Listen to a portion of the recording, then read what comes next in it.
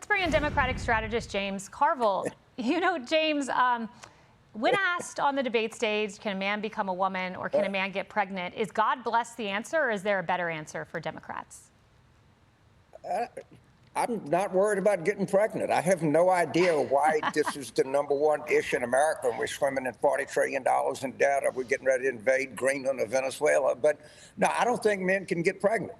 My experience over 81 years is I never worried about it. I never took a birth control pill in my life. A Fox News alert, James Carville is not worried about getting pregnant. That is indeed a headline. There you go.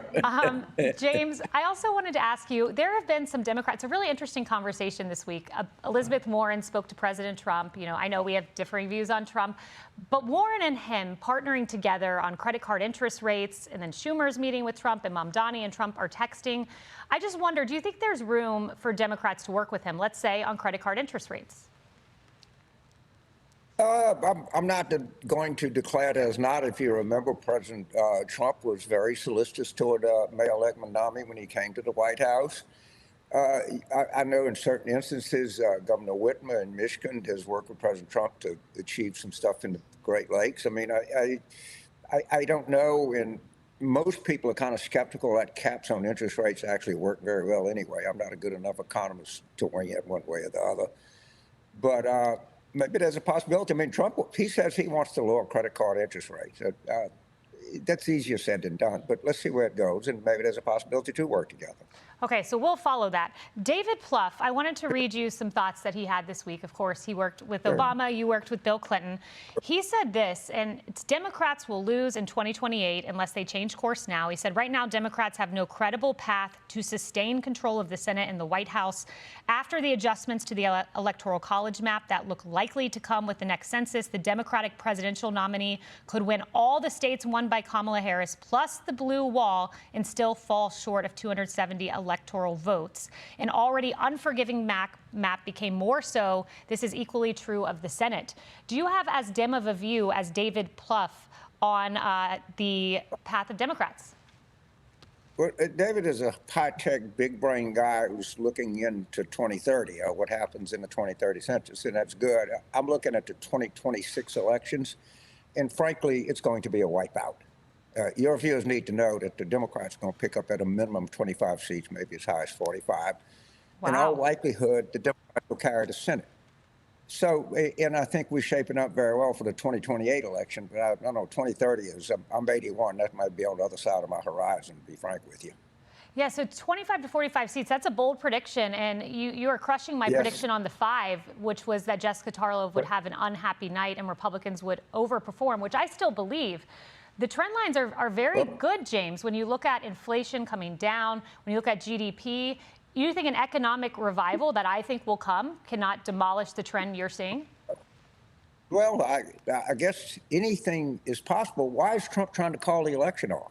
The first question every Republican candidate will have to answer, will you agree to have an election in November 2026? Because Trump has said he doesn't think we even need one, hinting to the fact that he's going to try to call them off. So we can agree.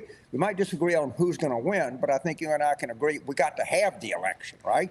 That's the important thing, is to have it. No doubt. Trump agrees with that proposition. Trump talks in jest. As one person said, take him seriously, not literally. I think he might have said that just to trigger you, James. Well, maybe so, but it would be a good idea if he'd clean it up, and it'd be a good idea if every Republican candidate who ran for every office would be asked, are you committed to have an election in November 2026? Because, you know, the President of the United States says something, and you say something about an election, people have died for that. If you go to Arlington or you go to any military cemetery, people died for free elections. I don't think that's a joking matter. Honestly, I don't. And I don't think you do either, Kaylee. And I likewise think, you know, a debate stage question should be, and you answered it very, very clearly about whether a man can become a woman. I think you might get a hand raise question on that. We'll see how Democrats raise their hands. You made comments yesterday about the 3 dumbest words in the English language were defund the police. I'm curious what you think of Democrats who some want to shut down the government over DHS funding. Bad or good idea? Look, I don't believe in government shutdowns, and it is only in a very extreme case. We're going to have customs and border enforcement in this country. We don't need to have people invading cities and shooting people and all this nonsense. There's a way to do this, and to do this in a real way, in a dignified way, that we protect ourselves from criminals. But I'm not for defunding the police. I'm not for defunding border or customs protection. What I am for is for effective police and effective customs and border protection. And I think that's a distinction with a difference. Well, James Carville, thank you for coming on, and make sure not to take any birth control today. Thank you for having me, Kaylee. Thank you so much. Appreciate the opportunity as always. Thank you. Come back soon. All right. Hey, it's Will Cain. Click here to subscribe to the Fox News channel on YouTube. It's the best way to get our latest interviews and highlights. And click to subscribe to the Will Cain podcast for full episodes right now.